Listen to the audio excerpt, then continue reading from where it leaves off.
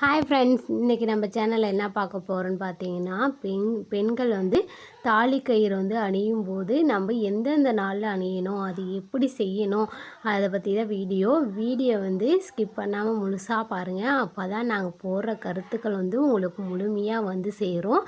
நம்ம சேனலை இதுவரை நீங்கள் சப்ஸ்கிரைப் பண்ணலன்னா சப்ஸ்கிரைப் பண்ணிவிட்டு கூட இல்லை பெல் ஐக்கனை கிளிக் பண்ணிவிடுங்க. அப்போ தான் நாங்கள் போடுற வீடியோ உடனுக்குடனே நோட்டிஃபிகேஷனாக வரும். இப்போ வாங்க நம்ம வீடியோக்குள்ளே போயிடலாம். ஃபர்ஸ்ட் ஆஃப் பார்த்திங்கன்னா, நம்ம தாலி கயிறு வந்து எந்தெந்த நாளில் வந்து அணியணும் அப்படிங்கிறத நம்ம பார்த்துடலாம்.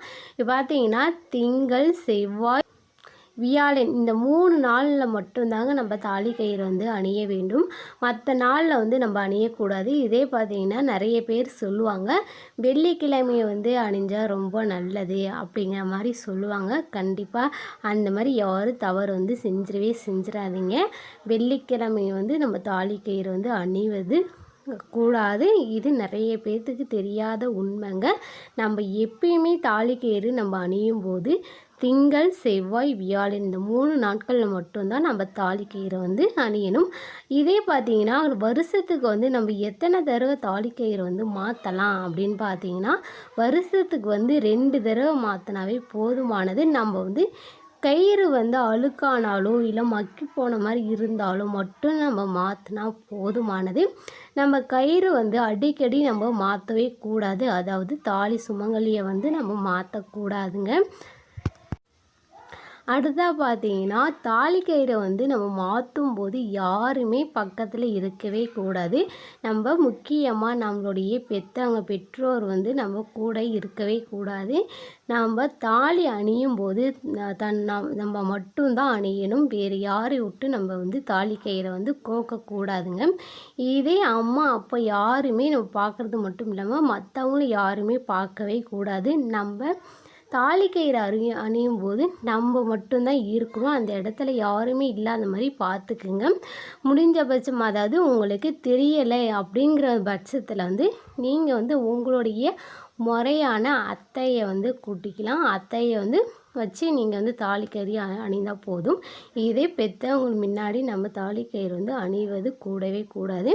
இதில் பார்த்தீங்கன்னா, மேரேஜ் அதாவது கல்யாணமான உடனே சில பேர் வந்து கர்ப்பம் ஆகிடுவாங்க. அந்த டைமில் வந்து நம்ம தாலி கயிறு மாற்றலாமா அப்படின்னு பார்த்தீங்கன்னா, கண்டிப்பாக மாற்றவே கூடாது. நம்ம தாலி கயிறு அந்த மாற்றாமல் இருக்கணும். நம்ம மஞ்சக்கயிறில் இருக்கக்கூடிய நல்ல பாக்டீரியாக்கள்லாம் வந்து பார்த்திங்கன்னா, தாயும் செய்யும் நல்லபடியாக ஆக்கிறதுக்காக அந்த மஞ்சக்கயிறு வந்து ரொம்பவே பயனுள்ளதாக இருக்குங்க. இதே நம்ம குழந்தை பிறந்ததுக்கு அப்புறமா தான் தாலி கயிறு வந்து மாற்றணும். நம்ம மாதமாக இருக்கும்போது தாலி கயிறு வந்து அணிவது ரொம்பவே தப்பு. மஞ்சள் தேய்த்து குளிக்கும்போது அந்த கிருமி நாசினியானது வந்து தாய்க்கும் குழந்தைக்கும் நல்ல ஒரு பலத்தை வந்து கொடுக்கக்கூடியது தாங்க. இது வந்து அடிக்கடி தாலி கயிறு வந்து நம்ம மாற்றுவது கூடாது. அந்த காலத்திலலாம் பார்த்திங்கன்னா, பெண்கள் வந்து மஞ்சக்கயிறுக்கு வந்து மஞ்சள் தேய்த்து குளிக்கிறதுனால அந்த மார்பகத்தில் படுறதுனால எந்த ஒரு நோய் நொடியும் இல்லாமல் இருந்தாங்க. ஆனால் இந்த காலத்தில் வந்து அது அப்படியே மாறிடுச்சுங்க. யாரும் இப்போ மஞ்சள் தேய்த்து குளிக்கிறதே இல்லை. அது மட்டும் இல்லாமல் நிறையா வந்து மார்பக நோயெல்லாம் வரதுக்கான வாய்ப்புகள் வந்து அதிகமாகவே இருக்குது. இப்போ மஞ்சள் கயிறுக்கு பதிலாக செயின் அணிவதனால நம்மளுக்கு வந்து மார்பகம் போன்ற நோய்கள் வந்து ஏற்படுறதுக்கு அதிக வாய்ப்புகள் இருக்குது. இதுவும் ஒரு காரணமாக இருக்குது. இது வந்து அறிவியல் சார்ந்த ஒரு உண்மையாக கூட இருக்குங்க. தாலி கயிறு மஞ்சள் கயிற்றுல மாற்றலாமா இல்லை செயினில் மாற்றலாமா அப்படின்னு கேட்டிங்கன்னா, அறிவியல் சார்ந்ததாக மஞ்சள் கயிற்றுல மாற்றுவது தாங்க ரொம்பவே நல்லது. நீங்கள் வந்து உங்கள் குடும்பத்துக்கு ஏற்ற மாதிரி உங்களுக்கு சூழ்நிலைக்கு ஏற்ற மாதிரி உங்களுக்கு எது தகுந்த மாதிரி நீங்கள் மாற்றிக்கிறது உங்களுக்கு நல்லதுங்க. தாலி கயிறு பார்த்திங்கன்னா, ஆடி பெருக்கு அன்று நம்ம வந்து தாலி கயிறு வந்து மாற்றுவாங்க. அந்த டைமில் பார்த்திங்கன்னா 4 நட்சத்திரம் எதுவுமே பார்க்கவே வேண்டாம். திங்கள், செவ்வாய், வியாழன் இந்த 3 நாள் தான் நம்ம மாற்றணும்னு ஏற்கனவே சொல்லியிருந்தோம். ஆனால் ஆடி பெருக்கு அன்று நம்ம வந்து 4 நட்சத்திரம் எதுவுமே பார்க்க வேண்டாம். அது எந்த கிழமை வருதோ அந்த கிழமையில் வந்து நம்ம வந்து மாற்றிக்கிறது ரொம்பவே நல்லதுங்க. மற்ற நாளான புதன், வெள்ளி, சனி இந்த மாதிரி நாட்களில் வந்து மாற்றுவது கூடவே கூடாதுங்க. அஷ்டமி நவமி இந்த மாதிரி நாட்களில் வந்து தாலிக்கயிறு வந்து மாற்றக்கூடாது. நம்ம எப்பயுமே திங்கள் செவ்வாய் வியாழன் இந்த 3 நாட்களையும் நம்ம தாலிக்கயிறு மாற்றும் போது பிரம்ம முகூர்த்தத்தில் தான் நம்ம தாலிக்கயிறை வந்து மாற்றுவது ரொம்பவே நல்லதுங்க. அதாவது அதிகாலையில் நம்ம பிரம்ம முகூர்த்தத்தில் வந்து தாலிக்கயிறு அணிவது ரொம்பவே நல்லதுங்க.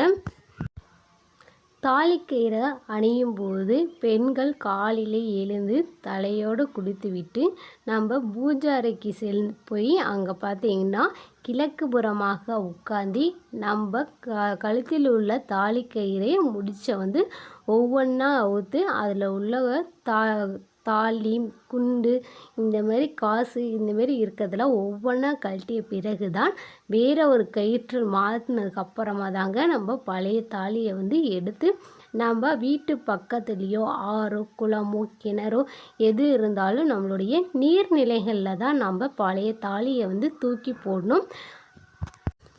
கயிறில் வந்து இது குண்டுமணி தாலி இதெல்லாம் கோத்துறதுக்கு அப்புறமா ஒரு பாத்திரம் எடுத்துக்கோங்க. பாத்திரத்தில் வந்து மஞ்சளை நல்லா கரைச்சி விட்டு மாங்கல்யத்தை வந்து அதில் வந்து 7 தடவை இல்லைன்னா 9 தடவை நல்லா முக்கி எடுத்து அதுக்கப்புறமா தான் நம்ம வந்து திருமாங்கல்யத்தை வந்து அணிய வேண்டும். தாலி கயிறு அணியும் போது கயிற்றில் சாவியோ ஊக்கோ இதேமாரி நம்ம வந்து அணிந்திருக்கக்கூடாது. நம்ம தாலி கயிறோட நம்மளுடைய சாவி இரும்பு வந்து உரசும் போது மாங்கல்யத்துக்கு வந்து அவ்வளோ நல்லதே இல்லை. இந்தமாரி தவறுகள் வந்து யாருமே செய்ய வேண்டாம். தாலி செயின் அதாவது பவுனில் நம்ம வந்து போட்டிருக்கும்போது கவரிங் செயின் வந்து எதுவுமே அணியக்கூடாது. அது மட்டும் இல்லாமல் நம்மளுடைய மாங்கல்யத்தை வந்து அது தின்றோம் அப்படின்வாங்க. அதனால நம்ம கவரிங் செயின் வந்து எதுவுமே அணியவே கூடாது. பெண்கள் வெள்ளிக்கிழமை அன்று தாலி கயிறுக்கு வந்து மஞ்சள் தேய்த்து குளிக்கிறது ரொம்பவே நல்லது. நம்மளுடைய நெஞ்சுக்கு கீழேயும் தொப்புளுக்கு மேலேயும் தாலி கயிறு இருக்கும்போது பார்த்துக்குங்க. அவ்வாறு செஞ்சால் நம்மளுடைய மாங்கல்யம் வந்து பலப்படும் அப்படிங்கிறது ஒரு ஐதீகம். வீடியோவில் சொன்ன மாதிரி நீங்களும் ட்ரை பண்ணுங்கள். கண்டிப்பாக நம்ம மாங்கல்யம் பலப்படும். இந்த வீடியோ உங்களுக்கு பிடிச்சிருந்தா ஒரு லைக் பண்ணுங்கள், ஷேர் பண்ணுங்கள், கமெண்ட் பண்ணுங்கள். நம்ம சேனலை மறக்காமல் சப்ஸ்கிரைப் பண்ணிக்கோங்க. தேங்க்யூ.